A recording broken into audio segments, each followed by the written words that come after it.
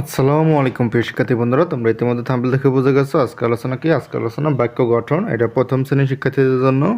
চলো দেরি না করে শুরু করা যাক। দেখো, অশোক অশোক ফুল ফুটেছে ভাই। তাহলে অশোক দিয়ে বাক্য গঠন হবে কি? অশোক ফুল ফুটেছে ভাই। ঈগল ঈগল ওরে ওই আকাশে। তাহলে ঈগল ঈগল ওরে ওই আকাশে। উট উট চলেছে দলে দলে। তাহলে উটে কি হবে? উট চলেছে দলে দলে। উর্মি উর্মি দেখি সাগর জলে। তাহলে উর্মি দেখি সাগর জলে। তারপর দেখো, ঋতু বাংলাদেশে 6টি ঋতু। তাহলে ঋতু বাংলাদেশে 6টি ঋতু। একতারা একতারা বাজে ওই। তাহলে একতারা দেখে হবে একতারা বাজে ওই। ঐরাবত ঐরাবত যায় কই। তাহলে ঐরাবত দেখে হবে ঐরাবত যায় কই।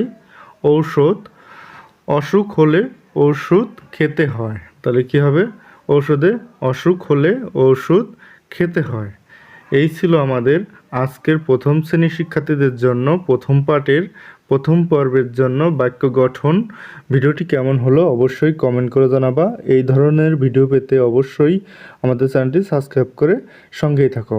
পরবর্তী পার্ট 2 নিয়ে আমরা অতি শীঘ্রই হাজির হব। আজ এই পর্যন্ত, পরবর্তী ভিডিওতে আবার দেখা হবে।